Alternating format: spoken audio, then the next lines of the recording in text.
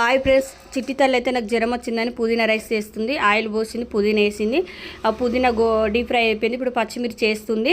ఎందుకంటే ఇట్లా సింపుల్ ప్రాసెస్తో చేస్తుంది. ఎందుకంటే జ్వరం వచ్చినప్పుడు ఇలా చేసుకుంటే నోరు టేస్ట్గా ఉంటుంది. మమ్మీ చేస్తా, నువ్వు ఎప్పుడు నువ్వే చేస్తావా, ఈసారి నేను చేస్తా అన్నది. ఎల్లిపాయలు, మిరియాలు, లవంగాలు తీసుకున్నది. ఇక అన్నం పుల్లలు అయిపోయింది. ఇప్పుడు ఇక ఆ మిక్సీ పడుతుంది, పేస్ట్ అవుతుంది. ఆ మిక్సీ పట్టాలి కదా. ఇప్పుడు పచ్చిమిరపకాయలను పుదీనా గోలించుకొని ఎల్లిపాయలు అన్నీ వేసుకుంటుంది కదా, ఈ పేస్ట్ పడుతుంది.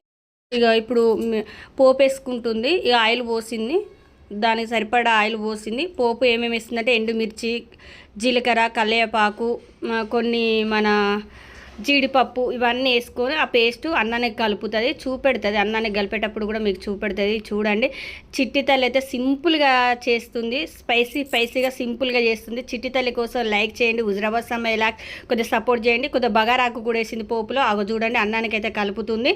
అవి పోపు కూడా ఇక రెడీ అయిపోయింది. అన్నం అయితే రెడీ అయిపోయింది. చిట్టి తల్లి కోసం అయితే మీరైతే ఎలా ఉంది, మీరు కూడా ఒకసారి ట్రై చేసి చూడండి. చిట్టి తల్లి ఎలా చేసిందో కామెంట్ అయితే చేయండి. ఎలా చేసింది, టేస్ట్ అయితే సూపర్ ఉంది ఫ్రెండ్స్. తిన్నాకనే వీడియో పెడుతున్నా. Okay, bye.